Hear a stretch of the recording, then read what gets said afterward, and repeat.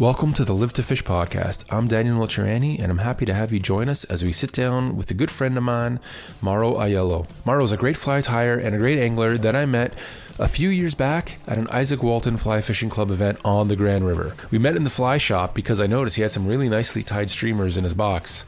We started talking about them, decided to go out fishing, and have been friends and talk almost daily since. His passion for fly fishing runs deep, and he's been fortunate enough to learn from some of not only the best anglers in Southern Ontario, but in North America. It's easy to see why. Mauro's a great guy to talk to, a wealth of information, and just a lot of fun to hang out with. We talk about bureau nymphing and ask the question, do we have to catch every fish? We jump into the conversation starting off pretty heavy, talking about what's going on the West Credit River and the water treatment plant.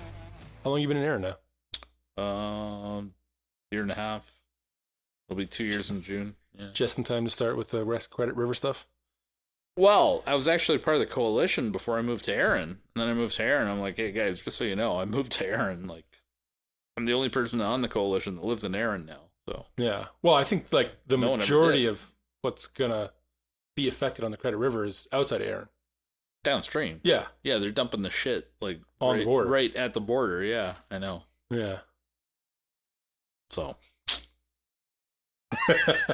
there you go. Met with any of the scientists that look at what happens when everything comes through the waste treatment plant? Or? Well, yeah. So, but they're listening and they're meeting with us. But like I said, you don't know how much it's just. Yeah. Well, one thing that I noticed being part of the coalition was you get a lot of different people there in the coalition that have a lot of different ideas of what they want. And some of them are like, no change at all. The only thing that is acceptable is nothing changes. And you're never going to win that fight. So what should have happened? And I think the ideal solution was pretty clear. So they did a project almost exactly the same in Markdale. Mm-hmm. And the ministry said you have to do in-ground infiltration. You can't just dump straight into the river. Right? And that's what they did. And they built it. And they sped up the approval process. And Jack Imhoff, you know Jack, right? Yeah. One of the comments he made was, we used to know exactly what was going on. We had people in the field, Ministry of Natural Resources, and he was part of NRC. Yeah, Natural Resources, Ontario, and Ministry of the Environment. They were in the field all the time, and there was a lot of them, and they knew what was going on. And the way they worked it was, if a builder wanted to build a thing, development, and they said, well, we're going to have to put in some restrictions, or you're going to have to do something because of whatever impact it's going to have. The way they worked it was the builder and the developer care about timelines. They don't care what you tell them to do. Mm-hmm. They want you to tell them, you need to do this, and we're going to approve it really fast. And right. Then they're like, we'll do anything you want if you get our approvals through quickly. So that was what they did, right? They would say, okay, this development in Markdale, we're going to need the wastewater treatment plant. It's got to be infiltration, and we're going to streamline the approval process so we make sure it goes through quickly, so you guys are going to get construction done. We'll get your approvals done a year ahead of time, but, there's all these added complications of what we need you to do. And the builders are like, absolutely. You're going to speed it up? No problem. We'll do anything you want. Now, it's like this confrontational thing where it's like the builder, fucking Ministry of the Environment, so they've gutted all of it, right? Yeah. There's no ministry guys left. They've taken away all their power. And instead of working with them and finding out what needs to be done and doing it quickly, what they're doing is they're just ramming it through with Ford, right? They're just doing these whatever zoning, I forget what they're called, MZE, Ministry Zoning, something or other. But basically they overrule everything and they just say build, right? And it's like rubber stamped by the province. Right. To just ram everything through. Well, you could have got it done in the same time, but you could have done it properly. Yeah. So you lose that whole opportunity, right? So instead of doing in-ground infiltration, which would have been the perfect solution, right? Mm-hmm. Everybody would have been happy. Could have been approved ahead of schedule. Instead, what they did was they built 2 kilometers of pipeline through everyone's backyard. And they got to acquire all the land. So they said, well, in-ground infiltration is going to take up too big an area. We don't have the land area to do it. But you have the land area to pipe it for 2 kilometers? Right? It's like they just want to ram everything through fast. It's haste. It's not speed. It's haste. You want speed, not haste. You want efficiency, not either of those. Right? Yeah, especially when we're talking about... No, you don't want to be hasty about making bad decisions. No, for sure. That's the deal. Yeah, it's a kind of a shitty situation, but... It is what it is. It is what it is. It is. But so, what is your... Okay. Are you recording now? Yeah, I've been recording for a little while now. All right. We'll have to edit some of that. Maybe. So we know each other from the fly fishing industry, but what is your actual background? So you're talking about, everything that you're doing here. Sure, yeah. You don't just come from a fishing background. Nope. So what is your actual background? So I'm a chemist by training. Okay. So I did my degree in atmospheric chemistry. So I studied, basically chemistry of the atmosphere. And did a PhD in that. So I've been involved in environmental topics, basically, for many, many years. And then went from that and went to an instrument manufacturing company that makes analytical instruments for doing measurements, basically. And they built mass spectrometers that were made for one of the big markets. You can measure anything with them, but they're for measuring things. But one of the big markets that they were used for was drug development. So all the pharmaceutical companies had their instruments. And, So I guess I'm an atmospheric chemist and an analytical chemist by training. But I like fishing more than chemistry, so I do that a lot more. Well, I kind of feel so now what I'm doing is I'm working on global warming topics. Work for a company called Lark Scientific, and we research various topics related to greenhouse gas emissions and climate change and global warming. Yep. Nice. So still kind of outdoorsy and environmental, but kind of came back around to my original starting point. Nice. And when did the fishing start with you? Fishing started with me when I was about 3 or 4 years old. And the first fish I caught was in Bellefontaine off the bridge. They used to stock the pond in Bellefontaine back in the day. And some family friends took me out with them. It was a big family event. And set me up with a fishing rod with no reel. And just a piece of line tied on the end of the rod with a little bit of corn on a hook, and threw the line out, and I was the first one that got a fish, and I think they stocked it with a rainbow trout or something. I was literally hooked from that point on. And it's like Tank Cara style back in the day. Yeah, something like that. But that was my first fish, and kind of fell in love with the area back then. And you've always been in that like GTA, Brampton, Bellefontaine. Yeah, I grew up in Malton by the airport, and then Bolton many years, and then in the area.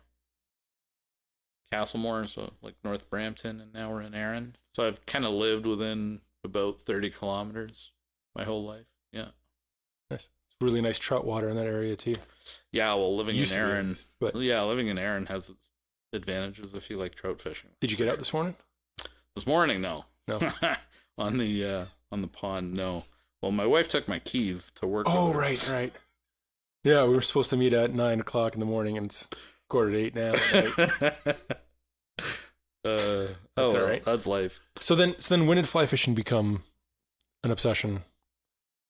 I don't know why. I mean, I had no one in my life that fly fished. I never exposed to it. I think, basically I saw it on TV.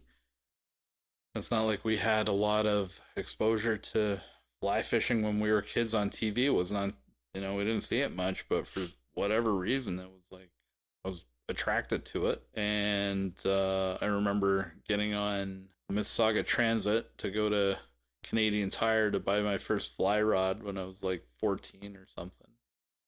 This, Fiberglass. Fiberglass. Thank you. Like Daiwa, yeah, it was like a Daiwa with the spider on it. Something like that. Who knows? Not with a spider. But No. I don't think so. But just a cheap rod with a reel and line, and I couldn't cast for beans. I could never figure it out. And then, more or less, yeah, when I got my license, I found out about. I actually worked with a guy who lived in Coulterville, which is just outside of Erin. It's kind of just south of Alton. And his last name was Coulter, funny enough. And so his family had been in the area for like generations, right? Yeah. Farmer in the area. And I worked with him in Bolton. And he fly fished, and so we would talk about it. And I said, well, I kind of want to get into it. Like, where should I go? And he recommended the Forks Fly Shop. And he said, I hear really good things about this store. I've never been there, but everyone I talk to says it's really good. So give it a shot. So found them in the phone book. This predates the internet by many, many years. But about as many years as we predate it. Yeah. So yeah, it was about 17 or so. So that would have been something like 1988. So before the movie. I like to qualify that.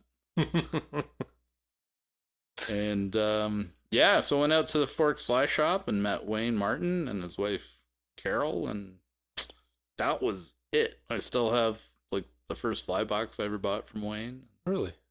Yeah. Pretty cool. Yeah. And so spent a lot of time talking to Wayne. Yeah. That shop always seemed so far away from me. It was, it was amazing. It was really nice to have that resource. Because I could call them when I want. Doors always open, so to speak, and they were really hospitable. Yeah, no, I remember them. They were great. Yeah, so that was the beginning of it. And I fished hard in the old Trout Unlimited stretch, which is now closed off. It's all private, so that would be upstream from Sligo Bridge, water where it kind of started, just north of England. So now it's private, you can't access it anymore, but I fished that stretch like 3 times a week for about 10 years during open season. Didn't matter if it was raining, whatever. I was fishing. So did that for a while, and then eventually got into building bamboo fly rods. So did that for a bit. At that point, I was just starting grad school, and I was building bamboo fly rods, but anyone who's done that knows there's a lot of tools you need. And so I had access to the machine shop at university. So I used machine shop to machine all my own tools so I could build bamboo rods. And let's just say I wasn't spending quite as much time on my degree as I should have been at the time, because I was like deep into the fishing thing, deep into building rods. Whether you finish at the bottom of the class. Yeah. You're still getting the letters at the end of your name. Yeah, well, the PhD is more of a marathon, and it's better not to be distracted by too much. Anyway, so met Ted Knott in those years, and he asked me to go out to Grayling, Michigan for one of their events to talk about bamboo rod building. It was a technique called nodeless.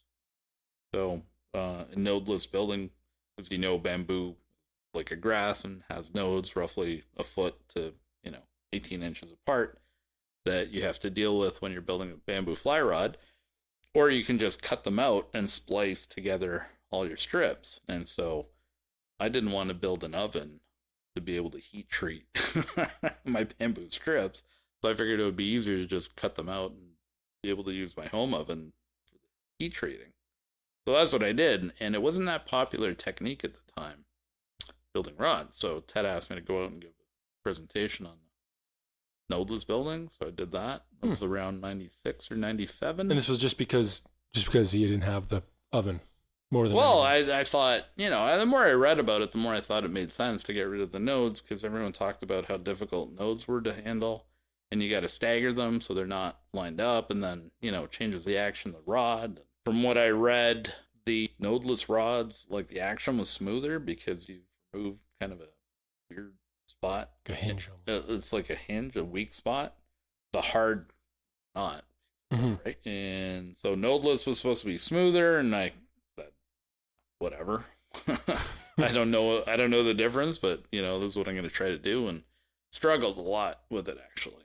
I really struggled with getting the nodeless splices to work well. I learned more than I wanted to know about glues over about a year. So, yeah, I know a lot about glue now. So, it's funny how much useless knowledge you pick up when you're in fishing or even fly fishing. Like, yeah, it's crazy. Yeah, like totally. I can tell you time of the year a hide came off a deer. That's right. Right? Yeah, when most people just look at me like, it just looks like deer hair. Yeah, well, yeah, right? But, so built bamboo fly rods until, I don't know, something like 98 or so, very roughly. And I was into fly tying big time, right? And the other guy, actually, I need to mention is Bill MacGyver, who taught me how to tie. And took me out fly fishing quite a bit. We used to go to the reservoir in Orangeville for largemouth, Guelph Lake, and a couple of different places. But we would just go out with a canoe and fly fish off the canoe. And, Dahlberg divers, so he taught me how to spin deer hair. And, really, he was my mentor for fly tying back then. And, a really, really good tyer. Great teacher. He was a teacher by trade, right? So he was an amazing teacher and a super nice guy. So, yeah. So Bill MacGyver, who passed away, now.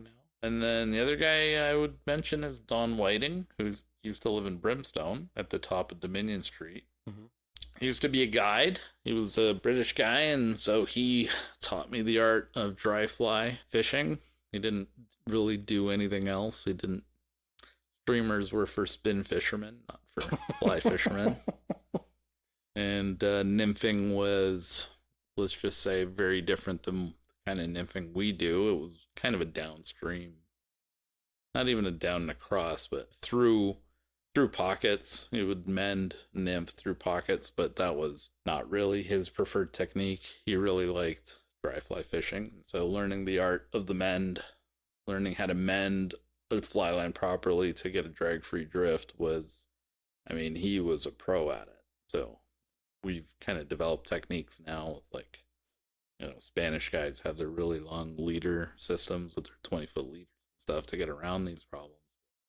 Don could do it with a 9-foot leader through some pretty complex currents, and man, could that guy make a fly drift drag-free beautifully. So, yeah, learned a lot from him. So got lessons from him on dry fly fishing mostly. And, yeah, really struggled in my first year. I think I caught one fish. So went out with my first rod, caught a fish, literally right under the bridge 5 minutes after I started. You get your confidence nice and high. And I thought, well, this isn't that hard. And that was it. I didn't catch another fish the entire year. That was on the credit? It was on the credit, right? It's Lego Bridge, yeah. So like an 8-inch. In your first year, you've caught as many as I've ever caught. It's a fun river. It is definitely a fun river. And, that's what I hear. And it is a very different river now than it was back then. Very, very different. Yeah. I always thought there were stocked fish in there. You were telling me that it's all natural. They haven't been stocked. Well, the Atlantics are stocked. And I think somebody threw some brook trout in last year, the last couple of years, for reasons unknown. So in the Forks area, I have caught stocky brook trout. Yeah.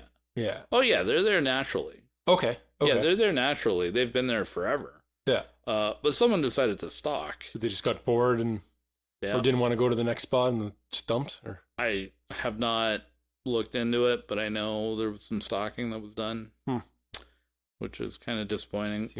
I know they dumped a pile in at Inglewood a couple of years ago. Yeah. And down in Georgetown as well. Which, if you've got naturally reproducing genetics, why are you putting hatchery fish in? And there's no reason to do it. Anyway, so that aside, and they've been stocking Atlantic salmon for many years now. But browns, I think the last stocking was like 50s or 60s. I don't really have any good data on that, but that was just after what I was told by the old timers like Wayne and stuff. When I was starting out that they hadn't stocked a credit with browns.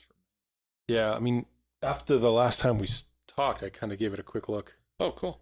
And because you know the Fish Online site. Yeah. Yeah. But I don't think the records go back even. Like, no, not super far. They'll go back like 4 or 5 years. Yeah. But yeah, there was nothing on there. No, yeah, those are all, we wouldn't call them wild. I guess we would call them naturalized browns, right? Because they're not wild, but they're naturally reproducing. Mm-hmm. Well, they unlike the grand. Originally not supposed to be there, right? Well, I heard a podcast a while ago about how brown trout are basically an invasive species. Yeah. Because they're a European species. Yeah. That were brought here. They were brought Same here. thing as rainbows. Yep. Yeah.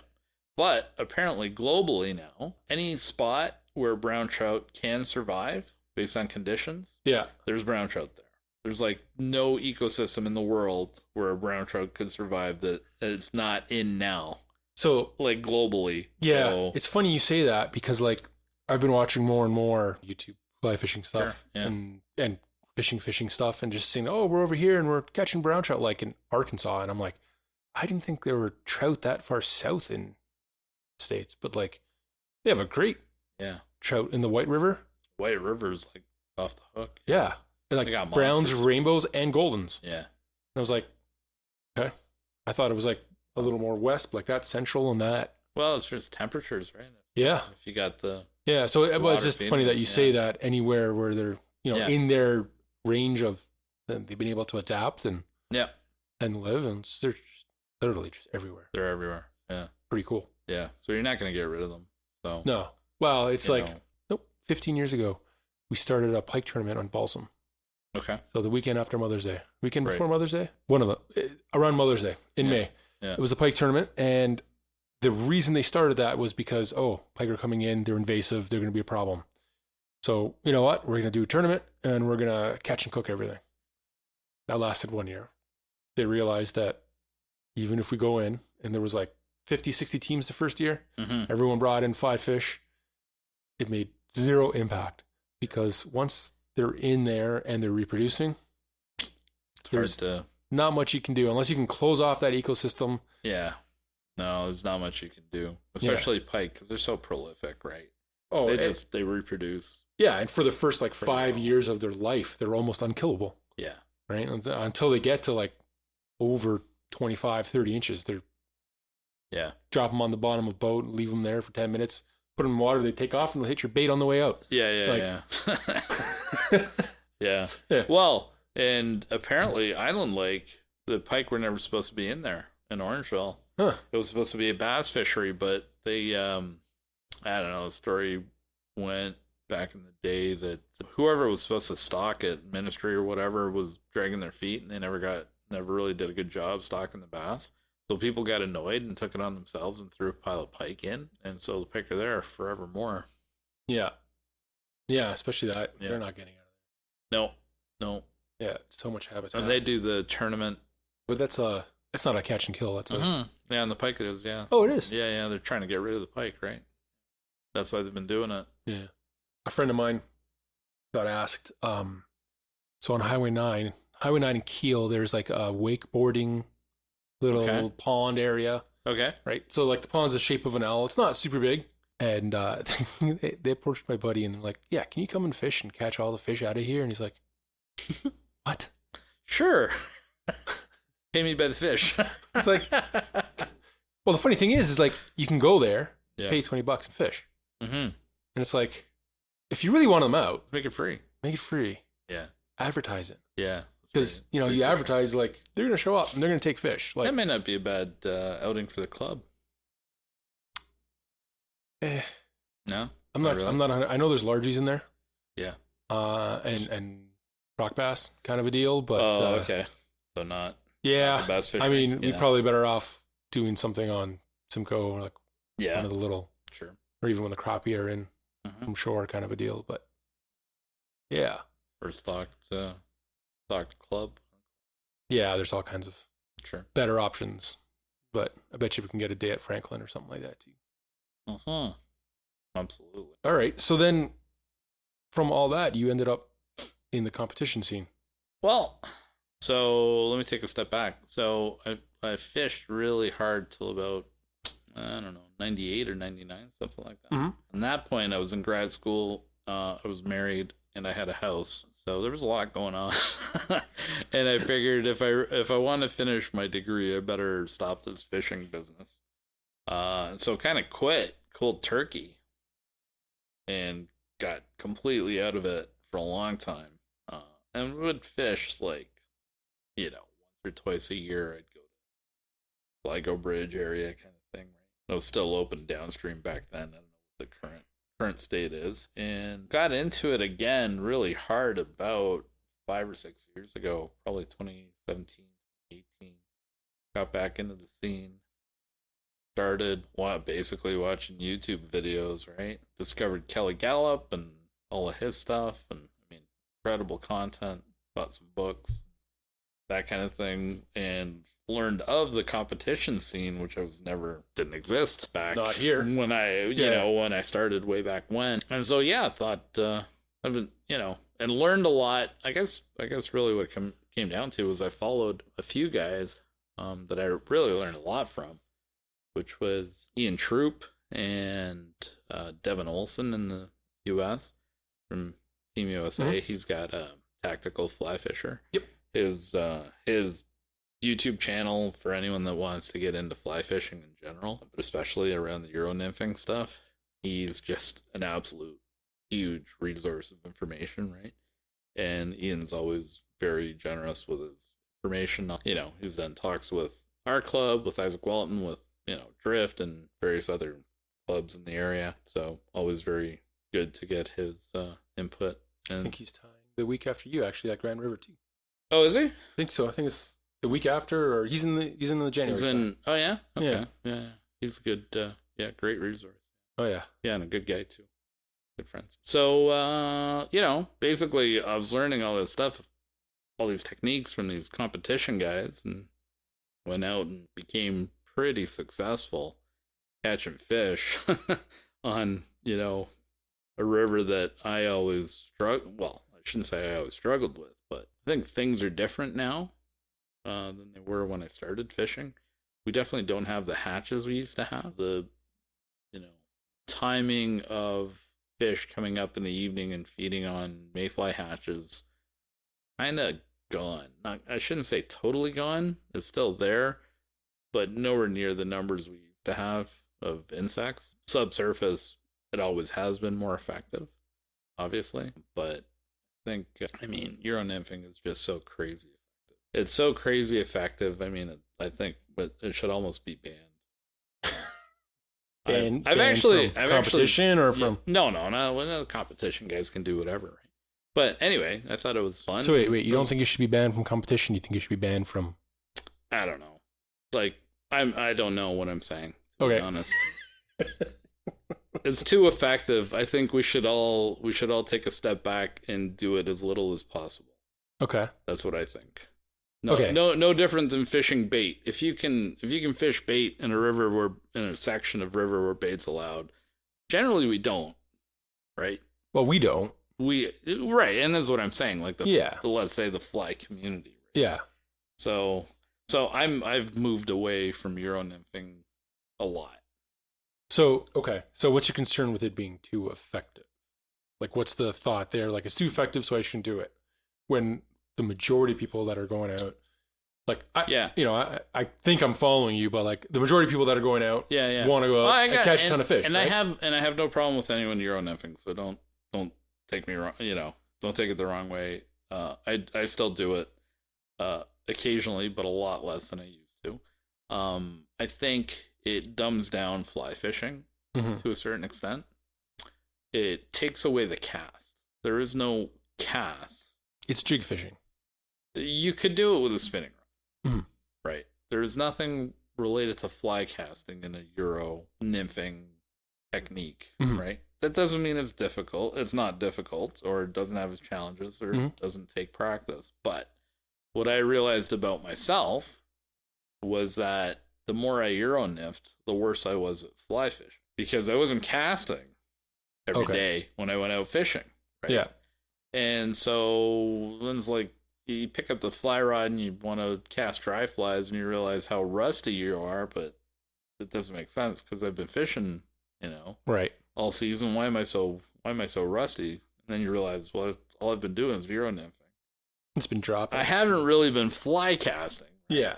And so I think if you want to call it fly fishing, I think you have to have a fly line involved. Yeah. And I'm not criticizing anyone. And everyone does what they want, and I do it too. So I'm not, but for myself, I think fishing with a with a dry fly or with a streamer, both of which can be really technically challenging in terms of casting, manipulating line, and creating the presentation with the line. I think that's fly fishing. Mm-hmm. Yeah, no, I would tend to agree with you on that one, but I'm also a guy that fishes all different ways. So yeah, I kind of akin sure. Euro nymphing to me is the same as drop shotting. Very Pretty effective, close, right? Yeah. Very like drop shotting for bass. Yeah. Right. Yeah. It's very effective. You're probably gonna catch a bunch of fish doing it. Yeah. Most fun way to catch a fish? I'd rather catch a bass on a popper. Yeah. I'd rather catch a bass on a jerkbait that comes, Well, and that's the thing about Euro nymphing. It's actually fun and can be very engaging, right? Which is why I still do it. But, like I said, it's become I'm not catching any fish. Yeah. Am I fishing where there's no fish? Yeah. Or am I fishing wrong? So I'll switch to Euro nymphing and then pick up a couple fish. Then okay, I was doing something wrong. Right. Yeah. So it's my. And if I get frustrated and gone, all day and I haven't caught a fish, I'll switch to Euro nymphing and get a couple of fish under my belt just to remember what it feels like to get a pull from a fish, right? Yeah. Or there's been a couple situations where I've dry flied, fished my way upstream, mm-hmm. and then now I have like a big long walk back, and instead of just walking straight back to the car, I'm just I can Euro nymph my way back. Sure. Yeah. Cherry pick the pockets and stuff, but yeah. No, I just found that for myself that my fly fishing skills degraded the more I Euro nymphed. So yeah. And I'd rather be, but so I would put it this way, I can switch to Euro nymphing much easier than I can switch to casting a dry fly on a 20-foot leader, right? So if I haven't practiced Euro nymphing all season, I pick up the rod, I've got a much better chance of being able to do that presentation very well. Right. Versus picking up the dry fly rod and, executing that well after not touching it, right? And so I just want to keep those skills up. To a certain extent, because of the whole competition scene, I'm trying to train myself to be more competitive. We'll see where that goes. If I go anywhere, I may go nowhere. So how did you end up in the competition scene? Like, what drew you to that? I guess it's such a big part of my life. Felt like the competition scene was just another step in my development, right? I think it's challenging to see how you do relative to other people who are at the top of their game. Okay. Right. So yeah, it was really good in the last river competition I did on the Grand. I was with a couple of guys from Team Canada were in my group, right? And so we were rotating in the same piece of water, so it's interesting to follow those guys, and try to catch fish after they've been through it. So how'd you do? I did okay. Yeah. I did okay, yeah. I did all right. So yeah, no complaints. So so like Team Canada guys, how do you end up on Team Canada for fly fishing? I think it's a bit of a process, but I think you have to compete in the nationals a few times and rank very well for a couple of years before they kind of consider you. Okay. So I'm not totally sure how they do that. So it's like a chosen process. Yeah. Yeah, it's not a qualified, it's a chosen for. I don't know. Okay. I'm not sure. I don't think there's like a hard line where they say, if you get this many points or you beat all these people, then you're in, kind of thing. I'm not up on the details of exactly. So I think there's a bit of a selection process based on your results, right? Right. Yeah. Well, yeah, I can't imagine that they just like me, so they'll put me on Team Canada. Yeah, exactly. No, probably not. Well, even the fly tying, that's kind of how I came to know you was, through the club, Right. But then we met up at one of the fishes at the Grand River Fly Shop there, Grand River Outfitting. Yeah. You had a bunch of really nicely tied dungeons. Yeah. That I and have been drunken disorder. Yeah. Well, it was the dungeons. I remember seeing the dungeons and thinking, right. This guy actually knows how to tie them properly, which, like, at the time, I was struggling to get the proportions right. Figuring it all out. Yeah, right. Because I'd never actually seen a properly tied one. Right. Yeah. So, and then we started talking. We ended up fishing together that day. Yeah. Then you started doing fly tying demonstrations for the club and stuff like that. Yeah. So, like, how did you go from being out of it for so long to jumping in and being, I think you're a very meticulous tyer, at least from what I can see. Like, you focus on the proportions and making sure things look right and the fly's going to fish right. Like, how did you get to there from being out of it for so long? Like, was that something you looked at back then also? Oh, yeah. No, I was, heavily into tying. Heavily. Yeah, I entered tying competitions whenever they came up. I think Isaac Walton had one that I placed reasonably well. I don't remember. I got like 3 flies. I think 2 of my flies got 3rd place or something like that. So a dry fly and a bass bug. But so I've always been into tying, but it was really Bill MacGyver's teaching that kind of, got me going into the fly tying, and I really liked it when I got into it at the beginning. Right? And I used to tie flies for Wayne Storr as well, so he helped me quite a bit, and I just liked it. And I realized that you can't buy the right fly quite often. It's difficult to buy the right fly, right? And so I was back in the day, I was a dry fly purist, mainly because I had, bamboo fly rod kind of pushes you in that direction. I was fishing bamboo a lot. And also my teaching from Don Whiting, who was a dry fly guy. And so watching him, his abilities, kind of set the bar. But you couldn't really buy flies that were dressed sparse enough to be effective, and everything's just overpacked. They're over, So dry, and all we fished back then. Parachutes didn't even exist. CDC didn't exist, right? Or it existed, but it wasn't a popular material. It wasn't a popular material. Like there was an article in Fly Fisherman magazine, whatever year it was, 1990 or something, on CDC. Was that the first one? I think. Well, really? Was 92? I remember seeing one in 92. Yeah. When they're talking about this new material and blah, blah, blah. Yeah. Maybe it wasn't the first one, but it's the first one that I remember thinking, I'm never going to see this material in my life. No. Yeah. You couldn't buy it. Right. Like I never saw it in a store, I'm pretty sure that drawer is mostly full of yeah, exactly. Right. Now, like, would you tie a dry fly without CDC? Probably not. Right. Very few. Yeah. And I mean, I've modified some old patterns that I've added some CDC to. Made them pretty effective. But yeah, I heard they work. You may have seen one once. But we fished as dry flies. We fished standard hackled catskill. Wouldn't even call them true catskill style, but in the traditional hackle flies with wood duck wings or mallard wings or hare wings sometimes, stuff like that. Don Whiting's favorite dry that he would start with, almost universally, the size 16 hare's ear, what he called a hare's ear dry.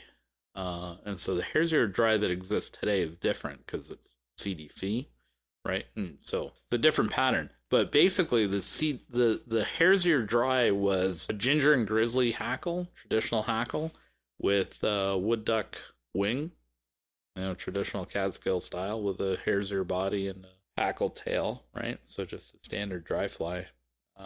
And so he would put that on, size 16, fairly sparsely dressed, right? You don't want a lot of hackle. So here's the other thing, which an observation I've made. We also didn't have, in the 90s, we didn't have a lot of the powder floatants. Like the desiccates, or are you talking? No, the floatants, right? So the floatant was gink, or something similar to that, right? Gink, or, that was one brand, but, it was all sort of silicone based. Or you sprayed it with the 3M or the... That didn't exist. We didn't have it. Like, that wasn't around back then. Like Scotchgard? No. Well, I mean, it wasn't used Okay. on dry, not extensively anyway, right? I had heard about it, but I read it in a magazine and I Yeah. sprayed like everything in my box and half of it stuck to my box like permanently. yeah, you got to be really sparse with it, right? And you got to do a few coats. I was and 10, stuff man. like So that. Yeah, I hear yeah. you. But the floating was gink, Mhm. right? Or something similar to that. And interesting thing that happens is that when you use gink on your dry flies on a Catskill style, it sits more or less in the film, right? It doesn't sit up on the hackle points, pointing up into the air, right? Unless it's really heavily hackled. And so if you tie it sparse and you use gink, it'll float for a really long time, but it'll also sit in the film. So it won't. So basically, the body's kind of sitting flush, which is what you want. You don't want dry fly sitting up on its hackle points, right?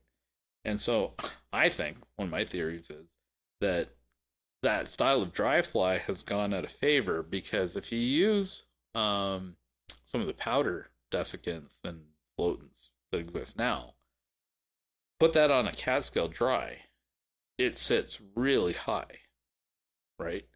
And so the hat is sitting right on the hackle points, right on the tip of the tail, and so the body's completely out of the water. Doesn't look right. And so it doesn't look right Yeah. unless they're taking duns, and most likely they're taking emergers or half emerged or triples or that kind of thing. And so I think part of the reason why that style of fly has gone out of favor is because they sit too high with the floatants that people are The floating's got too good. The floating's got too good, and it's, we want to geek out for a minute. The surface tension is too high with the powder floatants.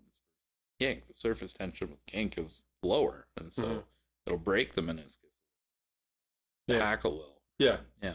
Well, do you still fish a lot of the Catskill styles? Mm-hmm. Yeah. They work. Yeah. They work. They definitely work. Now, I love CDC, is what I would say. I really like CDC, but those Catskill dries, you tie that right, man. That's the problem with the Catskill dry. So we've changed our technique quite a bit on dry flies, or I have. I'm fishing like a 20-foot leader with 9 feet, 10 feet of 6X or 7X, right? And so now the wind resistance of the fly is critical. And the Catskill style, basically a big parachute, if you can picture it, right? With the hackles slowing your fly down. And so it catches wind and your casting accuracy is just horrible. You can't cast it for beat, right? So if you're doing that style with the 20-foot leader, forget it. Can't do it. Parachutes work much better with that style, and CDC flies tend to work better. Again, sparsely dressed, but kind of have less wind resistance, I guess. Yeah, they just kind of Yeah, right. And so pull that it together. Yeah, CDC works way better with that technique. So once I switched to that long leader style, then the Catskills are kind of out of the picture. That longer leader style. Is it like is that your go-to now? Yeah, it's so extremely effective. Yeah, there's very few situations where I shorten my dry fly leader. There are some. It's difficult to cast to the downstream side of a fallen branch because with the long leader system, you don't turn over. You end up with a pile of slack, which is intentional. That's what removes your drag. If you're trying to get within 2 inches of a log, good luck. But you're not going to do it, right? Yeah. And like when I trained with Don Whiting, if you were not hitting the log with the fly, you were not going to catch a fish, right? And so it was 9-foot leaders, and cast the fly, literally hit whatever structure you were fishing, and your fly had to bounce along it. And if you were 6 inches off of that, not get a hit. Like, yeah. Yeah, so I've really been doing everything wrong. I mean, you have to be really, really tight to cover. I don't think people realize how tight to cover you need to be with a dry fly. Oh, yeah. Well, even nymphs are the same. And even with streamers, like, with undercuts, like I've hung it under that undercut where I can't see it for way too long. Sure. Yeah. And then eventually, and then we'll lock up. Yeah. But, with a dry fly, you got to get it like on top, basically on the cover and drag free. That's the trick. That's the trick, right? And, that's the trick. And I will say that the river is quite different now than it was. Doesn't fish. Fish quite the same as it used to. Because you guys had access back then. I mean, I don't want to say there weren't big fish in the water, because there were. No. I meant access to the river. No, well, I mean, aside from that, yeah. Right. There's a bunch of sections of river that I love that I can't fish anymore. And I don't want to say there weren't big fish in that river, because they were there for sure. Once in a while, they'd come up and eat your fish when you were reeling in. It would happen occasionally. But there were a lot more small fish. There were a lot more 10 to 12 to 14 inch. Mm-hmm. In that 10 to 14 inch category, you could pretty well guarantee you were going to get a few in an evening if you're going out dry fly fishing. Not so much anymore. I mean, you still get fish in that range. Actually, the last couple of years, it kind of seems like they've come back. But when I started fishing again hard around 2018, there were very few fish. It was a really tough time to fish that river. There were very few fish in that kind of 10 to 14 inch range. They just weren't there. Mm-hmm. I remember going out and talking to people, and like 3, 4, 5 days in a row, I would talk to guys that normally are on fish, and they're just not. Yeah. Not. And it's just, I think it has a lot to do with, well, like you said. I can speculate a bit. I mean, some of us thought there may have been some impact from the Atlantic salmon stocking, potentially. Maybe the Atlantic salmon are out competing the browns, and that's causing a bit of a shift. I think the Atlantic salmon get eaten a lot by big browns. We know that happens for sure. So you kind of make this big filter, essentially, by having the Atlantic salmon there, where the big ones are getting bigger and the small ones are getting out competed and probably eaten by the big ones. Yeah. Right? And so, and I don't know if the pause of COVID, where we didn't stock for potentially helped bring back that middle class of fish. That's total speculation. It's plausible, but I don't know. But anyway, that middle class is definitely back, and so fishing tries like that is much more effective to be. Right. So the river behaves differently now than it did even 5 years ago. My observation, and there's a big gap in my data, but for about 15 years. But I used to go maybe once or twice a year, and I could pretty consistently kind of do what I had always done and catch fish on a dry fly in the evening, casting tight to cover, and then that kind of stopped around 2016. and it was like, what? You go out, and again, when you fish it 3 times a week for the entire season, you get a sense for what's going on in the river and feel the ebbs and flows, and not every day is the same, obviously. And so you go out once a year, you got no idea what's going on. So I thought, okay, it was just an off night. Go out again, same thing happens. Where are all the fish? Where'd they all go? And the hatches are nowhere near what they used to be. You just don't get the hatches that we used to. And I didn't really realize it until I went, I'm not going to name the river, but I went to a river a little north of the city, and couldn't believe how prolific the hatches were in the evening. And Really? Yeah, and I looked at it and I kind of went, oh, this is what I remember. It was like, it was eye-opening. Like, this is what I remember. I remember brown trout feeding in the evening on dry flies hatching, in big numbers, and fish rising in that, half hour to an hour before dark. And you could consistently catch fish hidden in the hatches. And it just stopped on the credit. Like, it just stopped. I've only ever experienced that once. You're going to the wrong river. You're too young. Yeah. And you're going to the wrong river. That's what it is. It's an age thing. And it's like, by the time we're in that, for the longest time, by the time that we're in that really good time where we're hatching, or we're getting good hatches, bass season. Right. So it's only been maybe 4 years that I've stopped tournaments entirely, and I've just maybe 2 of those years I've been around for the trout stuff. And I'm fishing the Grand, or I'm fishing the Credit, or I'm fishing, Humber's close to home too. So and they're not getting great hatches. Yeah, like definitely not at night, but So but they do exist. He just not on that river anymore. Yeah, for whatever reason, which may also explain part of the the whole competition thing, right? If there's fewer bugs. Maybe if we had a healthy bug population, you could have Atlantics and browns and speckles all coexisting quite happily. But when you cut the bug population, well, it's harder. Less competition, less food, and the more aggressive Atlantics are going to outcompete the less aggressive browns, right? Yeah. Well, there's so much more drive in the Atlantic.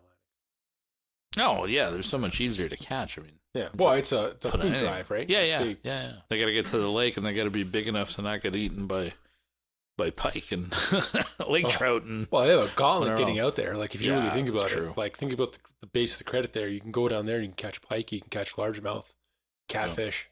Brought up the tying because I wanted to head over to the beads that are sitting on the table. Not that long ago, you started distributing beads. Yeah. So you started your company is Chase Fly Fishing. So I'll let you tell it. Sure. Why? Why did you start this? I mean, fly fishing is such a big part of my life that I felt like I had the ability to contribute to the sport in a sense. I mean, it's basically, I think about it all the time, right? So, turning that into an income stream on the side as a side thing is not a bad thing. And really, what got me into it was a couple of products that I wanted to buy that were no longer available. One is the studs, cleats. Yeah, the cleats for my waders. I couldn't believe how much basically screws that you screw into the bottom of your wading boots to give you better traction. I couldn't believe what the prices were. And most of the time you leave half of them on the river. And they fall out all the time, and you got to put them back in. And then the same hole never works, right? And it's just going to fall out again. So there are better products on the market. I tried to buy them, and I couldn't buy them. And so I thought, well, then I guess that's a market opportunity, and combine that with my love of fly fishing. And I'm also very passionate about developing products. So I've kind of done that quite a bit in my life and have a lot of experience doing it. So thought, maybe a nice combination. Mm-hmm. Right now what you have is, so you have the wader treads. Yeah. The cleats. Yeah. You have the beads. Yeah. Foam. And are you selling the loop, the dubbing loop? Oh, the dubbing loop tool. Yeah. Actually, that started a while ago. No, I'm not. I should. I need to get back on that one. Hard to describe over podcast, but basically a tool to help you make dubbing loops, and it's an attachment for your vise that essentially gives you a little platform that you can build a little dubbing loop on. Most dubbing loops, you don't really need to do it or need any help with it. They're easy to do if you're only using one material, but if you're doing something like an intruder, or if you're doing composite loops, or Fly Fish Food has a pattern called the Drunk Drea, where you're combining multiple materials and trying to put those into a loop. Typically, the way you would do it is stack them on top of each other on your desk, basically, and then try to pick the whole thing up and insert it into your loop. And it takes a bit of dexterity to be able to do that well. And I know people struggle with it. And so this just lets you do it a lot easier. Mm-hmm. And I've had good feedback from some pretty big names in the industry on the device and people who've looked at it. Yeah, that one's a little bit on the back burner, but I have to definitely develop that one more. And then, so let's go back to the treads. So what makes the treads so much different than, like you said, most treads are it's like a screw with a little bit more of an aggressive top to it, right? More aggressive head to it. Sticks out a little bit, but yours are very different looking. Yeah, so it's basically an aluminum washer bolted to the bottom of your wading boot. Like a half-inch washer. Yeah, it's an inch. Yeah, it's a 1-inch washer. No, I meant half-inch thick. Oh, a little less than that, but not much less. Yeah, but the advantage of that is, unlike a spike, it won't fall off your boot because it's bolted from the inside and the outside. So there's essentially a nut that sits on the inside of your wading boot with a smooth top, so it doesn't damage your waders or anything like that. And so the screw goes into that nut and it holds on from the inside. So, when you put a bit of Loctite on it and the threads lock, it lives there. And it lives there, and yeah, you don't really need to remove them generally. And yeah, people who use that or systems like it love it, and they last for years and years. I mean, it's aluminum versus rubber. I think your boots are going to die before that will. Yeah, exactly. So there are similar products on the market, but what I found out was they stopped supplying fly shops. And so I figured that was probably a good spot to enter the market, try to fill that gap. And then the beads, speaking of filling gaps, like so they're slotted tungsten beads? Slotted tungsten beads. It's a really high quality product. And you have half sizes. And so Euro nymphing often requires very fine adjustments in weight, especially in the, let's say, 3mm to 4mm range. And most vendors have 3mm, 3.5, and 4, and nothing in between. And so you don't necessarily want to go from a 3.5 to a 4. That's actually a big jump in weight. And so the supplier that I'm working with has 3.3 and 3.8mm as well. So you get like basically 0.3, 0.2 mil diameter increments in size between 3mm and 4mm. So a lot of ability to adjust, make fine adjustments in the weight of your presentation. Yeah. And that's important because? That's important because each situation that you're fishing, a very small change in weight is sometimes pretty significant in terms of depth that your nymph will ride in the water. And you want to use as little weight as you can that's still getting you to the depth that you want to get to. And so sometimes you want that fine adjustment between 3 mils and 3.5, or between 3.5 and 4 mil. So that's one advantage of this vendor that I'm working with, this manufacturer. The other advantage is that the slots are actually fairly narrow, which makes them really only good for Euro nymphing or even dry fly hooks, because like on a streamer, you wouldn't be able to fit one onto a streamer hook. They're not made for that at all. They're really only meant for nymphs and jigs and that kind of thing, jig hooks. But the advantage of that is that more of the bead is actually tungsten. And so for the same size of bead, it's heavier, or slightly heavier. It's a slightly smaller diameter than equivalent. So rather than being 3.5, it's just under 3.5. It's like 3.45 millimeter kind of thing. But it's heavier than most other vendors of a 3.5 mil bead.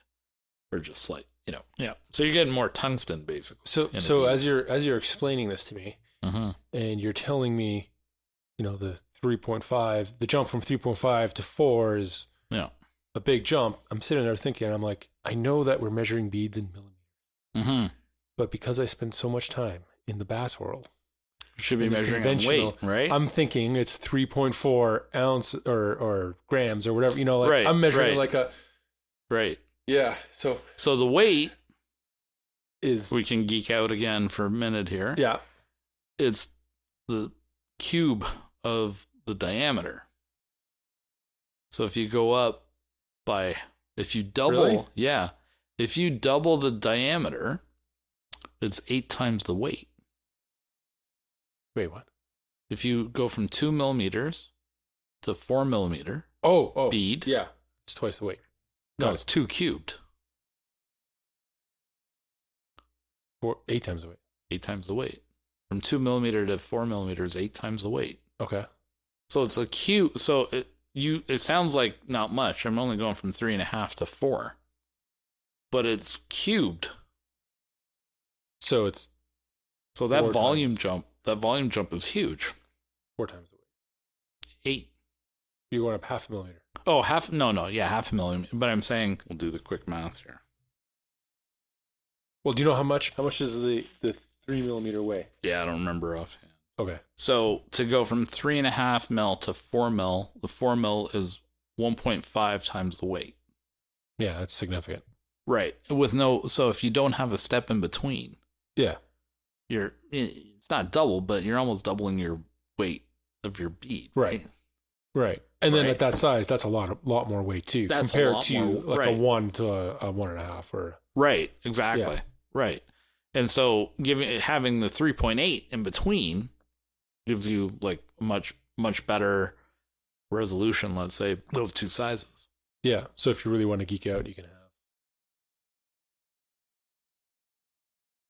Tie. It's important in that 3 mil, Yeah. I wouldn't say, I think between 3 mils and 4 mils, it's critical. Mm-hmm. Right. If you've got like 2.5 to 3, that's not so bad. Right? Yeah. That's a small increment, right?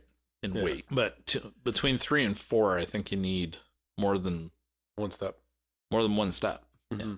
And then you go from 4 to 4.6, and that's a huge weight increase. Right? Mm-hmm. So, the big bead.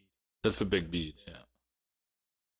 That's almost like steel bead. Well, size, and so just touching on that for a second here, the reason, one of the advantages of these beads is that you can put a 4.6 millimeter bead on a size 18 dry fly hook, and it won't fall off the end because it's machined to fit small hooks. Mm-hmm. Right. And there's very few beads on the market that'll do that. And so for the steelhead guys, right, that want to put like a 4 mil bead to get down deep if you're fishing deeper pools, or deeper runs or faster water, or whatever the situation might be, you probably want 4 mil bead quite often, but you want to fish a size 16 nymph. Why would you want to do that? Don't tell people to do that. Because it works really well. It works really well. Yeah. Right. Yeah. So the diameter of the hole is critical to being able to get that to work, or else you're putting like thread in front and trying to make a thread dam to stop it from falling off the end of the hook and the hook eye and stuff. And so these are machined specifically to have a very small hole diameter so that it won't fall off your hook. I've had very, very good feedback, let's just say, from folks. Yeah. From tires. Well, I've been tying with them for a little bit now. Even just being that the slot is a little more narrow. That's right. There's less wiggle, so it locks up against the hook so much nicer and quicker. Exactly. Like with less wraps and like wrapping behind it to kind of jam it up at the front. Like 2 or 3 wraps of thread and you're done. Yeah, you're not building up like a quarter inch. although I did buy dam. I did buy a bunch of the 4 mils to tie some streamers with, but figure something else. Yeah, it's not gonna work. Yeah. Get the Dremel out. Yeah, you get a Dremel them out of it.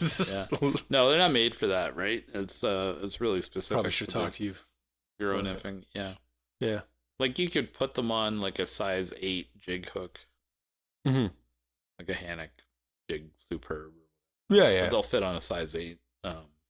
Even then, it's a little bit tight sometimes once you go when you go up in diameter on the hook on the wire. I'm pretty sure but you can do it. Some like fine wire jig style. Yeah. So right, and it's kind of ideal for that if you want to do like Euro streamers, micro streamers. Yeah, and small little leeches and little sculpins and leechers and that kind of thing. They work really well on a balanced leech style fly, where it'll sit horizontal with a jig hook without the bead going past, so you don't have to add an extra little pin to get your weight out front to get it to balance. If you just tie the jig hook, if you put the slotted bead on a jig hook, it'll ride horizontal under a bobber.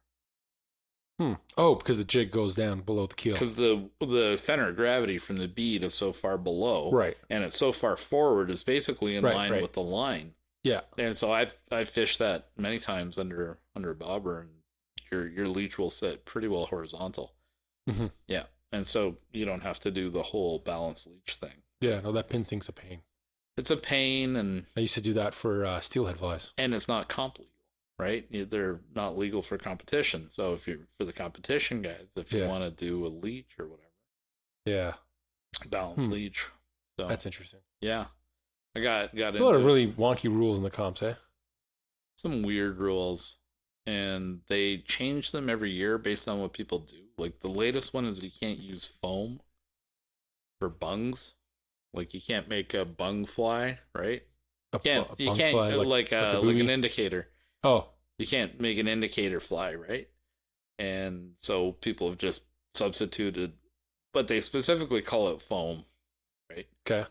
So people just use different materials, and they still make a bung fly, right? I mean, you could tie a deer hair fly if you want or something, right? And that's perfectly legal. But if it's foam, it's and people just come up with weird ways around. Yeah, I mean, whatever.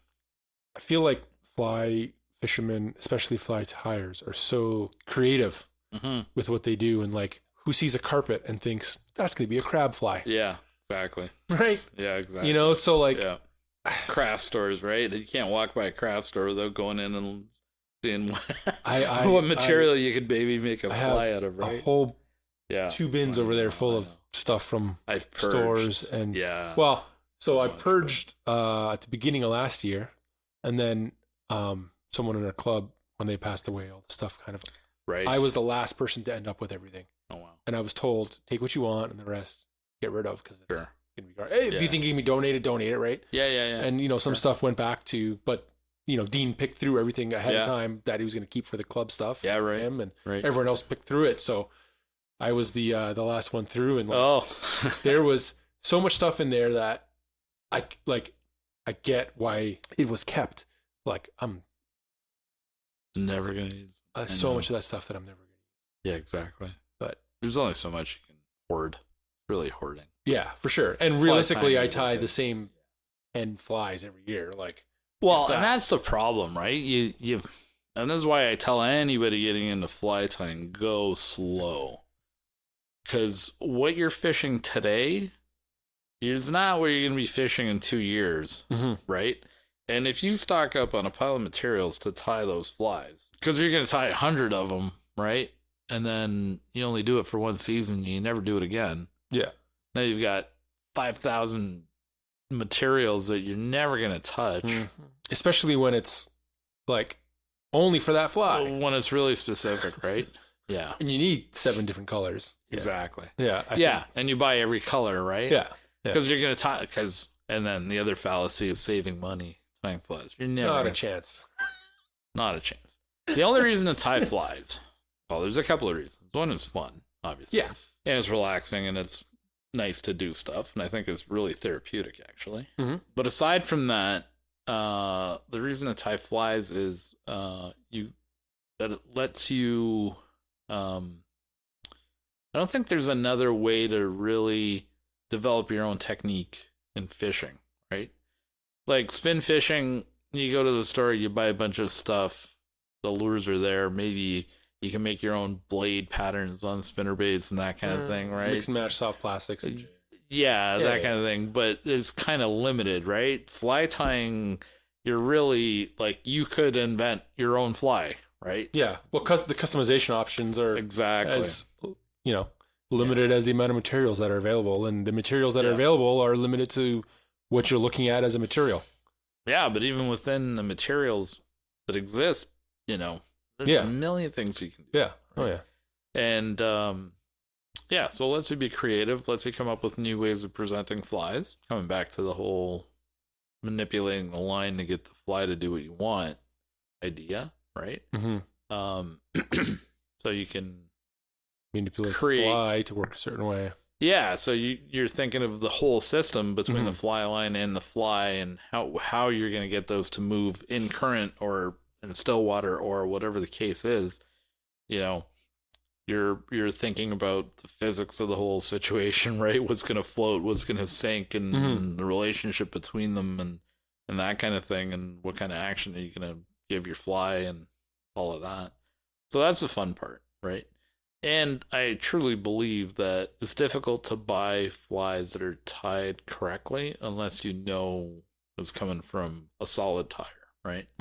Like walking in. And when you say correctly, you mean like with the right proportions, and not that it's. And it's all different, right? Yeah. So For your water, you may want one very specific style that no one ties, right? And so you're going to tie your own for whatever reason, right? Maybe you've got fast water and a very small insect that's hatching that you know comes off, and so you got to dress it heavier than it would normally be in the store, or you're fishing a glide and it's a very small bug and you got to tie it very sparse compared to what's in the store and everything in between, right? Right. But I think it gives you the ability to be creative.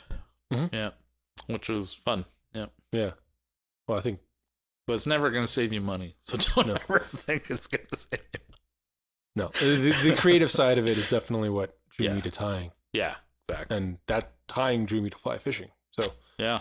Oh, but, really? Eh? Yeah. That way. Yeah. Interesting. Yeah, I saw a bunch of bugs on the wall, and I'm like, what is that? And they're like, oh, it's fly fishing. Yeah. And I'm like, okay. So I started tying, and. Very cool. How old was I?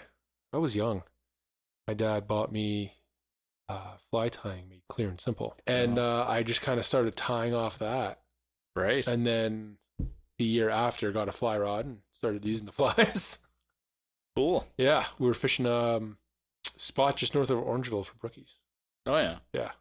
It would have been in like the early 90s when they were brookies. Yeah. Yeah, some spots they might be gone. Yeah, I as much as I've tried to go back and find that spot, I cannot find it for the life of me. Maybe you dreamt it. No, it was never. No. No, I got pictures. So, if you were going to give some advice to a new tire, well, you kind of just did, but go slow. Go slow. Go slow. Yep. All right. Definitely do not invest a lot of money into materials that very likely you're going to move on and you're going to fish a different style of fly. Guarantee it. So go slow. You know, there's the basics that you can buy that you're never going to go wrong. Yeah. If you're going to, you know, a staple material, what would it be? Aside from threads and... Yeah. You know. Well, I would say everybody likes dry fly fishing. So if you're doing trout and you want to do dry fly fishing, you got to have really good quality CDC. CDC is very easy to tie with compared to wrapping a hackle properly or setting hair wings properly or setting duck wings properly. Yeah, CDC is very forgiving. So learn how to tie half a dozen CDC dry fly patterns. Watch some of Ian's videos, other videos online of, guide flies, right? But a few materials will get you there. Dubbing, hare's mask. Can't go wrong buying a hare's mask. Natural. Don't bother buying other colors until you really know what you want to do. Some dubbing. Obviously, a few different colors. They sell these kits of dubbing now. They're awesome. They're awesome. You get like every color you want. Definitely buy yourself a couple of kits of dubbing. You'll use that. They'll last you forever. And they're like dispensers are built in, so you don't get a mess everywhere. Yeah, and they're not expensive. It's like I forget, like $25 or something gets you like 15 colors or whatever. Maybe more, maybe 20 colors, whatever it is. Yeah, but I mean they're super good value and very organized. Some dubbing colors, and I mean, and then don't be cheap on your hooks. Make sure you get good quality hooks. For dry flies, I like Hannock hooks. Yeah. Because cheap hooks bend and rust and break. I mean, aside from all those, which are all very true, aside from that, took me a long time to figure out that the hooks I was using, the profile of the hook was just wrong. The hook gap was way smaller than it should have been for the size of the hook. And so that's another reason for sparsely tying a catskill. You're not blocking the hook. You don't want your weed guard to also be your fish guard, right? And so some brands of hook, I'm not going to name names. Well, I guess I can. The ones that I started with were mustad, and I figured out that the profile of a mustad hook, the gap is way smaller than at the time partridge.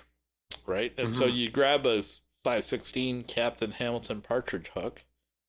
I think it was Captain Hamilton. Could be wrong. But for the length of shank, the size of the gap was way bigger on the partridge hook. Mm-hmm. Well, guess what? Now I'm hooking fish, right? And whereas with the mustad hooks, it was a struggle. So high quality hooks are critical to the whole thing. Not always for the reason people think, right? Right. But I mean, hook sharpness, right? But anyway, I guess where I'm going with this. Well, hook sharpness, you can always take a hone to it. Yeah, but trust what the competitive scene has taught us, Mm-hmm. and they're using Hannock hooks, so Yeah. every fish counts for them. So you may as well use their knowledge. Right. Yeah. So hooks, don't be cheap on hooks. I would say, you can tie yourself nymphs. Nymphs are pretty easy. A bunch of beadhead nymph gear. Don't go nuts on colors. Buy yourself like 4 colors: gold, silver, pink, and copper. Maybe black if you want to add one. Mm-hmm. That's enough. You don't need to make all kinds of different patterns, right? Like just a hare's ear and a pheasant tail, and you're pretty well good with those, and maybe some bigger jig streamer style flies, and that should kind of get you going pretty good if you want to get into tying. Yeah. So some CDC, some dubbing, beads, and some hooks. Yeah. And then if you want to get into the classic stuff, like Catskill style or even parachute style, then you want to get into a couple of really good quality capes from either Whiting or I think Matt's is still in business as well. Mm-hmm. So get yourself a high quality cape. Bronze cape from Whiting is probably good enough for most tires, right? Like, yeah. I don't really know why you would buy one of the higher ones. I've seen the silver and I've seen the gold. And I've used gold once. Yeah. And I honestly, for personal flies, and for most people aren't going to be able to tell once the fly is tied. And I don't think it's even the quality of each feather. I think it's feathers, how consistent the colors are. And the feathers do look a little different, but it is Yeah. consistency throughout. Right. They say you're going to find more consistent Right. sizes and less color variation on a Yeah. gold than you would on a bronze. Yeah. And who cares? But we're talking about how many thousands of Yeah. feathers? No, and it doesn't matter. Yeah, it doesn't matter at all. So bronze is kind of where you want to be. Buy Yeah. yourself a half cape of grizzly and a half cape of brown. And if you want a half cape of ginger, that'll cover basically every pattern. Catskill. Yeah. And You then can always substitute. and then buy yourself and if you don't want to invest in like whole capes, which are actually not that much money. Well, like maybe the face sticker, it seems like it's a lot. Like a Whiting cape is like $100 for like a half cape. I think for a bronze, I think it's 120 for a cape. For full cape. Yeah. Yeah. So buy a half cape. Yeah. But again, like, looking at $120, that's a lot of money. Well, yeah, it's a lot of money. Sure. But if you're starting off, don't do it. Yeah. Right. Yeah. If you know you're going to be tying, I like dry flies, I'm a dry fly purist. $120, you're going to get a lifetime worth of flies out of that. I mean, look, we're really spoiled. We really are. The quality of the hackle 30 years was considered outstanding. And that was Mets back then, Mhm. right? And I had a couple of really good Mets, number 1 grade Mhm. hackle capes. And the quality of the Whiting hackle is just outstanding. I mean, it's absolutely incredible. What I will say is you probably get less variety in the size of feathers. Where on a Matt's cape, you had, more kind of in the size, maybe 12, 10s and 12s and 14s. Where on the Whiting, you get a lot of 16s, 14s.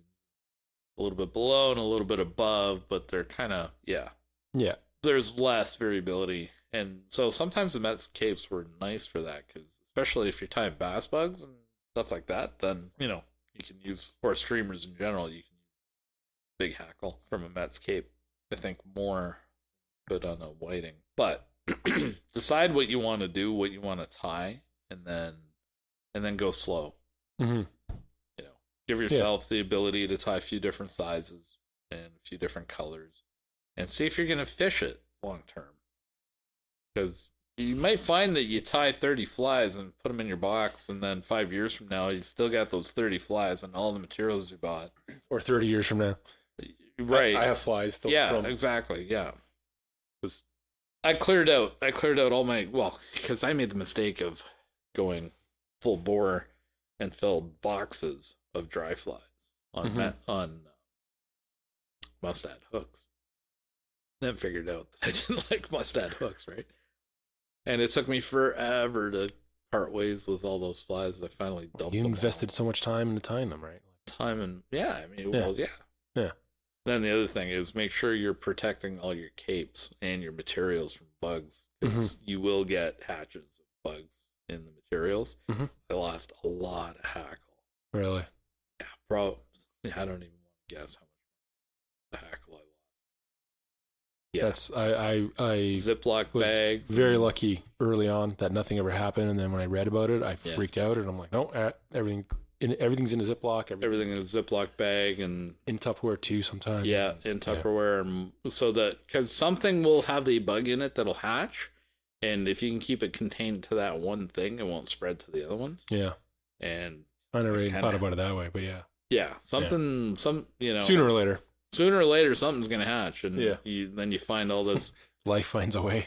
You basically find like the droppings, right? You find this white like casings. It looks like it's sand in the bottom of your bins and stuff. And you're like, what's this? And then you look at your hackle, and your hackle's all been eaten. And then you cry, thinking of how much money you spent. So I found that, but my hackle was fine. It was mostly borax, is what I found.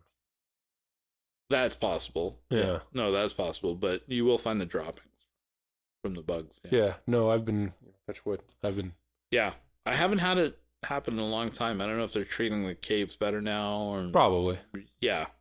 I mean, so I have an older cape and a newer cape, and when you look at the skin, the way it's been fleshed out, it looks like two completely different products. Yeah, there you go. The newer capes almost look like it's synthetic.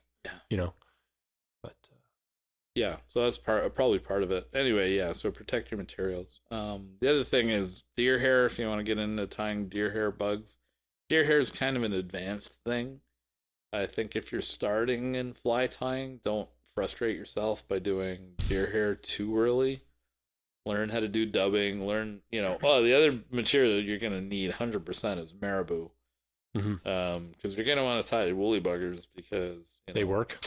Because they work, and frankly, almost every fly, not every fly, but many streamers are based on a woolly bugger in one way or another. Like the dungeon is basically two woolly buggers bolted together. With the scalp and head. Yeah, basically. Yeah. But there's so many things that build on that style. So marabou is critical. Yeah. So you're not gonna go wrong buying 5 colors of marabou. You'll use that. Yeah. It's a big variety of flies. So I guess think about it in terms of what flies you can tie with the material, and try to avoid materials that only work for one fly and you're never going to use for anything else. Or be cautious about it and be really sure that that's stuff that you're going to use. Yeah. That's actually a series I'm working on, is like multiple flies with the least amount of materials possible. Sure. Yeah. So. Yeah, and I think CDC's in that camp. Like you tie, there's a lot of dries you're gonna tie with CDC. Also nymphs, right? Yeah. So I'm at the point where I'm about to break it up into, nymphs, dries, streamers. Right. Whereas before I was just trying to do like a nymph dry streamer with like 5 materials. Right. And it's just a little too tough, finicky. Yeah. But I could probably do 3 streamers or 3 nymphs with 3 or 4 materials. Yeah. Oh, totally. If you start getting into like perdigons and stuff, like three. The way you feel about Euro nymphing is how I feel about perdigons with fly tying. It's like that's not fly tying. That's just get some nail polish and call it a day. Yeah, that's again way too effective, and you're gonna have a bunch in your box. And the closest thing I have to that is I think I tied 2 where I used pheasant as the body. Yeah. Right. And then I'm like, I hate the way this looks. So I put a little bit of rabbit dubbing as a little collar on it. Yeah. And then I feel a little bit better about fishing it. And I always had like the hard, the thing with me is like when I'm looking in the box, the reason I have some flies that have never been wet is because I tied them because someone told me to tie them or something like that. And then I'm looking it in there and I just never think it's going to work. There's something about the way that fly, it probably will, like Perdigons work. It's very, but in my box, it's probably never going to come out until I take it out and leave it at home. And yeah, it's funny how you get into the Gallup talking about it. Yeah. Which one? What fly? Gallup was talking when he was tying the woolly sculpin. Okay. How he adds the two-tone to it, the color to the head. Right. The extra color at the top of the head. Sure. Yeah. And he goes, I don't know if that makes a difference to the fish, but it adds soul to the fly. Sure. And then in my mind, I'm like, you know what? Like that actually makes a lot of sense to me. Sure. Because that's when I'm looking at certain flies. It's like this fly just has something about it. Confidence, I'm telling you. Like you pick up, how many times have you picked up a fly that I'm sure would work just fine, but you look at it and there's something just off about it, or the head was not, you didn't do the perfect job on the head, or the tail's off a little bit, and you're like, no, I'm not going to fish it, and you grab the perfect fly and you tie that one on, it probably wouldn't have mattered at all. But once you got that in your head, forget it. You're not gonna fish with confidence. Well, the thing too is when you're not fishing with confidence, 3 or 4 drifts feel like 15, 20. Yeah. Right, because now it's like, what am I doing wrong? It's not working, right? It's not working. It's like it's the same reason why, like, if I'm not catching a fish, I'll switch to the Euronymph, because if there's one there, chances are I'm going to see it or hit it or feel the hit or something, right? Yeah. But it's a confidence. It's knowing what's there. And, I mean, and it is. Yeah, the Euro thing is so much more effective. It really is. Yeah. I mean, it's still not that fun though. So I'm not gonna hot spot here, but went to a spot. And the first time I went, I Euro nymphed it, and these are small fish, right? Rookies. Got I'm pretty sure I was, if I didn't hit triple digits, I was close to like 100 fish, right? Yeah. And it was in a few hours, right? Yeah. And I wasn't really thinking about it at the time. I was just catching fish. And I kind of paused at the end of it, and I kind of thought to myself, did I really need to catch that fish? I really didn't.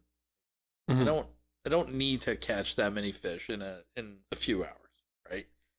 Because let's face it, there's a mortality rate, and I'm out there for the enjoyment, and let's face it, it's a blood sport. Fish are gonna die sometimes, but let's minimize our impact as much as we can, right? And so now I don't Euro nymph for rookies anymore, right? I mean, I dry fly fish, and so I catch 25 instead of 100. Right. Perfectly happy with that. Yeah. Or 15, and I'm perfectly happy with it. Yeah. And I mean, any other spot. Or I'm in a pool, and I know there's 5 more fish in that pool, and I'll just move on, right? And I won't bother fishing it because I don't need to catch every fish in the pool. Right. So there's something to be said for not overfishing a spot. Overfishing a spot is too effective. Right? Yeah. We can be too effective. I think there's some danger of that right now with how effective we are at some of these techniques. Scary good. And sometimes I think we got to take a step back and consider the impact that you're having, because you are going to kill some fish. Yeah. I mean, you think whether you know it or not, you could release it and it's fine. Yeah. And you see 1 drop of blood on your hand, right? And that fish is actually bleeding and swims away fine and it dies. You're not aware of it. Yeah. So there's a mortality rate. Yeah. Yeah. And also, like, on the flip side there, I think Euro nymphing is not easiest thing either. It's not always, like, not everyone's doing it as effectively as you and the comp guys. Maybe. And some of these guys are doing it like... I disagree. I think if you, with minimal instruction, you could have someone catching a lot of fish in a pretty short time on a Euro nymph rig. I think you're lucky relative to a dry fly. The amount of time and effort that you have to put into I would agree with being that. Consistent production, being able to catch fish consistently on a dry fly. I think the dry fly is going to take a lot more time and effort. Right, I agree. Than a Euro nymph. but I think you're lucky enough to be surrounded by fairly competent anglers. Probably. I've seen things that have made me think, what makes you think that's a good idea? Yeah, no, for sure. And not everyone's at the same level, and I get that. But I guess where I'm going with this is when you get to the point where you feel that you've achieved a certain level of effectiveness in your angling, it's okay to take a step back. Mm-hmm.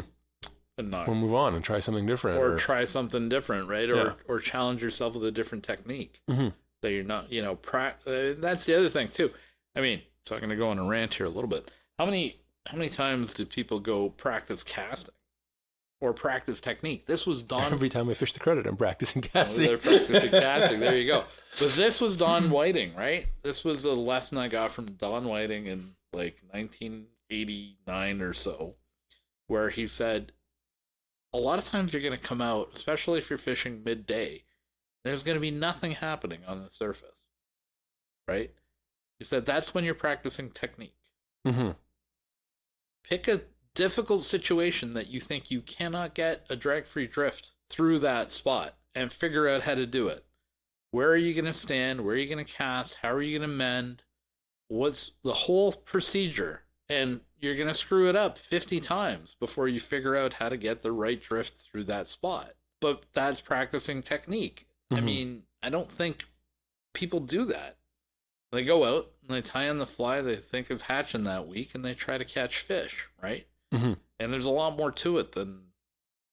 And of course, we all want to catch fish. I mean, right. It'd be silly to think that we don't. But a lot of times you're on the water and it's a tough day, right? Mm-hmm. Practice technique. Mm-hmm. Pick a spot that you've never been able to get a fly to and figure out how to get a fly to that spot and get it to drift right, No, that makes a ton of sense. Yeah. It's like, I mean, you wouldn't go play golf without going to the driving range or chipping balls on the practice green and, hitting balls out of a bunker and learn how to do all that before you go golf. Having a lot of drinks. Golf. But, and I don't golf, but, Yeah. I learned how to at one point and, it takes a lot of practice, right? Practice casting. Go and practice casting. People don't practice. It's not like you can't just go fishing, right? You got to practice. Yeah.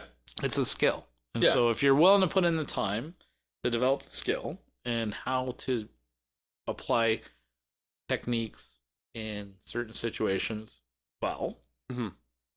you're going to have a lot more success than just going out and flailing and hoping for the best. Hoping for the best, right? Like, and then you're lucky you catch a fish. And luck is really a thing in fishing. Well, there is luck. There's definitely luck. But I don't. Okay. Did we have this conversation? Maybe. I don't know. I don't think there's luck in fishing, other than someone who doesn't understand what's happening. Yeah. Is lucky that fly went through the area that the fish was going to eat it at. Right. But if you understand the situation and you put your fly there, the fish was going to eat it. Yeah. So was it lucky that fish ate, or was it lucky that the guy fluked that the fly was in the right spot? It's like kind of like playing the lottery, I think, right? You can't win the lottery if you don't buy a ticket. Right. So the angler who's out there trying has a chance. Right. Right? They may fluke into the right presentation at the right time. Mm-hmm. Possibly completely different from what everyone else thinks would be the right presentation. For example, skating a fly through a spot because he doesn't know how to get a drag-free drift. Right. And he's getting a whole pile of drag, and maybe that's what triggered the strike, right? Mm-hmm. Stuff happens, right? Right. Never say never, and like Ian says, there's two words he never uses in fishing. That's always a never. Mm-hmm. So it could happen. But is that luck? I don't know. Maybe. But he had to get out there and do it. Right. Which is why I just don't believe in luck in fishing. Yeah, maybe. It's just maybe dumb luck is the word. Or best that describes what I feel about it. It's like... You want to improve your odds. I think that's the right way to say it. Well, improving your odds is figuring out what is going on. Yeah. Right. But the one, sometimes you get the one fish.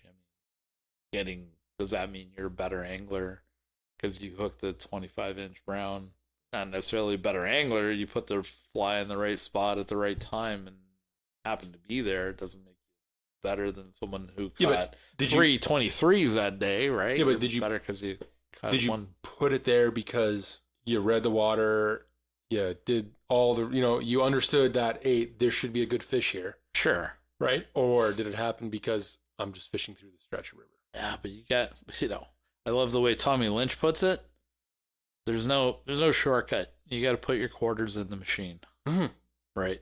Yeah, you got to put your quarters in. Yeah, no, 100%, and I get that, but maybe this comes again from fishing bass tournaments. I remember fishing a tournament on Rice Lake, and there was this big algae bloom on the lake, right? And I think 17 pounds put us in second place. Wow. On Rice Lake, and we you ran. Fished an olive green something. No. Actually, black and red tubes and rattle traps. Right. We ran the lake looking for little pockets of clear water. There you go. And the only other person who did that came in first. And it was Gussie. Funny enough. Well, that's not luck. So it's not luck.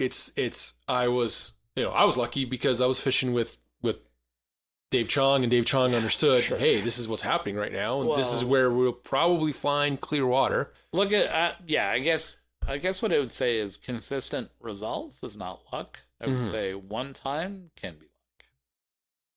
One fish could be luck. Right. Like, David Arquet, whatever he is, 5-time world champion, and that's not luck. However many medals he's gotten, that's not luck, man. Right. But that's what I'm saying, right? Like, yeah. Like, yeah, I agree with you in that sense. Like consistent long-term performance, that's not. Okay, so maybe I'm explaining it wrong. I don't think that it's lucky the fish ate your fly. I think it's lucky your fly was where the fish would eat it. Sure. Yeah. You're right. Sense? Yeah. Right? Yeah. So you happen to do the right thing by chance. Right. Yeah. Right. Yeah. And you're lucky that you did the right thing. Right. But it wasn't like, oh, I was lucky I caught this fish. Right. Well, no, not really. Like anyone who came through doing what you were doing would probably have caught that fish. Right place at the right time. Exactly. Yeah. Yeah. Sure. So, yeah, I guess, lucky that they're there to do that, but not. Yeah. So, what do you have going on this year? What do I have going on this year? I'm going to continue with the beads and got to get the treads out. So they're still in the early stage, but ready to go. I'm going to try to do more competitions this year. Last year was really my first year doing it. I've spent a lot of time in the last few months learning and practicing stillwater fishing, which was completely new to me. Stillwater for trout. I'd never done that before. So did that this year for the first time. My first time I fished stillwater was a competition. This year I did okay, not great, definitely not great. Got a lot to learn there. So joined the club and I've been practicing my stillwater quite a bit. You read Phil or Brian's books? Phil Rowley and Brian Chant? I've watched every one of their videos. Yeah. Oh yeah. No, I've had Phil in my head for reading from the book of Phil and Brian. Yeah. Almost every night. Yeah. I've had Phil in my head for about 5 weeks now. I'm editing. I'm editing one of the shows I shot with him. Yeah. Cool. Yeah. Well, he's the guy that I learned about the balanced leech. Yeah. On the jig hook instead of on the balanced, instead of with the weight out front, doing it on a jig hook. That was a Phil. He's got some interesting streamers you'll see in this show. Oh, cool. Which are kind of similar to that, but like he uses the tungsten bead, but back behind. So it creates a thing, but he's using the pink one, and then he uses, I want to say it's craft fur. Okay. So when it gets wet, that pink comes through just a little bit. Yeah, like the gills. Like a nuke egg kind of. Kinda, that kind of idea, yeah. And he was getting some good walleye on it for a bit. And then, oh, really? Yeah. Until they've seen it 10 times, and then that's it. Then you think that's the case. It's just we weren't getting the size we wanted, so the guide was like, put on that bigger fly you're using for lake trout. So he put on like a number 2 1/2, and just started getting bigger walleye on that. And like it was but give him a meal. Yeah. But also we were like in way up north Manitoba. Sure. So well, I definitely want to watch that. Yeah. No, but I mean, stillwater comp thing.